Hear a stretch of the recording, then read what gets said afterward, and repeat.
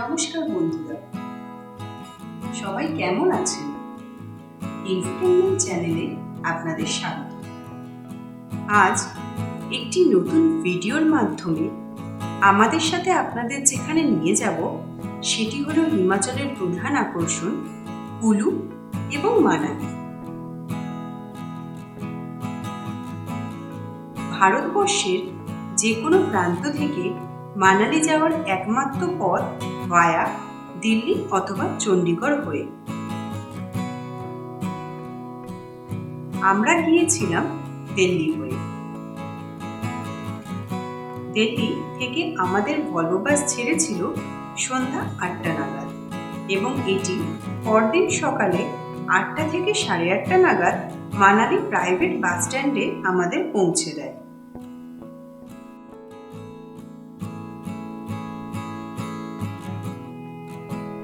মল road থেকে 500 metre দূরে বিয়াস নদীর তীরে একটি অসাধারণ জায়গায় আমরা হোটেল নিয়েছিলাম। এখানে বলে রাখি, মানালিতে আপনারা অজস্র হোটেল পেয়ে যাবেন রিজনেবল প্রাইসে, কিন্তু মনে রাখবেন ডিসেম্বর টু ফেব্রুয়ারি এবং মে টু জুলাই এখানে পিক সিজন। ওই সময় হোটেল এবং বাস দুটোই একটু এক্সপেন্সিভ হতে পারে।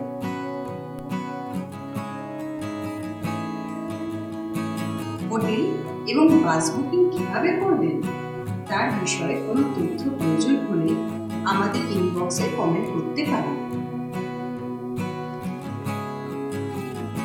পৌঁছে তো গেলেন মানালি, কিন্তু ঘুরবেন কোথায়? আসুন আপনাদের সাথে আমাদের ঘোরার অভিজ্ঞতা শেয়ার করি। 3 দিনের ট্যুর প্ল্যান নিয়ে আমরা মানালি এসে হাজির হয়েছিলাম। এই ভিডিওতে আজ আপনাদের সাথে শেয়ার করব প্রথম দিনের অভিজ্ঞতা।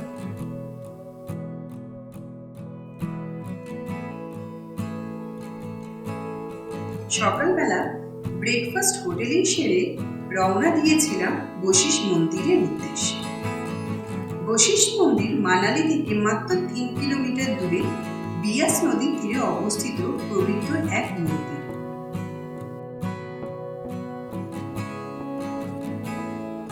এই মন্দির থেকে গরম জলের প্রস্রবণ বয়ে চলেছে।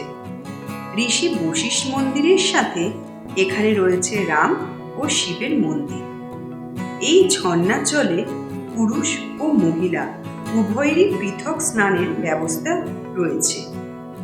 মানা হয় এই জল বিভিন্ন রোগ নিরাময়ের ক্ষমতা রাখে। বশিষ্ঠ মন্দির দর্শন করে আমরা চললাম যোগিনী ওয়াটারফলের উদ্দেশ্যে। এই ওয়াটারফল যাওয়ার জন্য 3 কিলোমিটার ট্রেক করে উপরে উঠতে হয়, যা একটু কষ্টসাধ্য হলেও সৌন্দর্যে ভরপুর। এই ওয়াটারফলটি প্রায় 150 ফিট উচ্চতা বিশিষ্ট এবং এখান থেকে বরফাবৃত পর্বতশৃঙ্গ আপনাকে হাতছানি দেবেই। তবে এটি বয়স্ক বা অসুস্থ লোকের পক্ষে কোনোভাবেই যাওয়া সম্ভব নয়। এই ওয়াটারফলটি আসার পথ দুর্গমের সাথে সাথে প্রতিটি পদক্ষেপ মুগ্ধ করবে সারি সারি দেবদারু গাছের সমাহার, দুদিকে আপেল গাছের অস্তিত্ব। যোগিনী ওয়াটারফল থেকে নেমে আসার পর লাঞ্চ করে একটু বিশ্রাম নিয়ে আমরা চলে গিয়েছিলাম হিড়িম্বা দেবী মন্দিরে। এই মন্দির ওল্ড মানালির অন্যতম আকর্ষণ। এর ইতিহাস হলো, পাণ্ডবরা যখন বনবাসে এসেছিলেন তখন ভীম এই জঙ্গলেরই রাক্ষস হিড়িম্বাকে হত্যা করেন এবং তার বোন হিড়িম্বিকে বিবাহ করেন। ভীম ও হিড়িম্বির একটি পুত্র সন্তান হয়, যার নাম ঘটোৎকচ। পাণ্ডবরা ফিরে গেলেও হিড়িম্বি এই বনেই থেকে যান।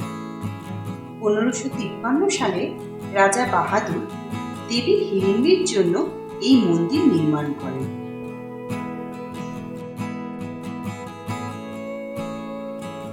হিড়িম্বা মন্দির দর্শন করে আপনারা চলে যেতে পারেন ডাব বাগানে, যেটি হিড়িম্বা মন্দির থেকে কিছুটা দূরেই অবস্থিত, যেখানে কিছু অ্যাডভেঞ্চার অ্যাক্টিভিটি করানো হয়ে থাকে।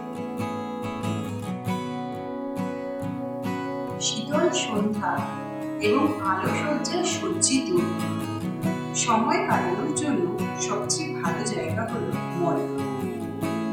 এখানে আপনারা বিভিন্ন অভিনব খাবার এবং তার পাশাপাশি শীতের পোশাকের সমাহার পেয়ে যাবেন। সিড্ডু এখানকার লোকাল ডিশ, অবশ্যই ট্রাই করবেন। হাতে সময় থাকলে মল রোডের পাশেই থাকা বন স্ট্রিট ও বনবিহারগুলিও ঘুরে নিতে পারেন। দ্বিতীয় ও তৃতীয় দিনের অভিজ্ঞতা জানতে দেখতে থাকুন আমাদের পরের ভিডিওগুলি। এই ভিডিওটি ভালো লাগলে প্লিজ একটি লাইক ও চ্যানেলটি সাবস্ক্রাইব করে পাশে থাকবেন। নমস্কার।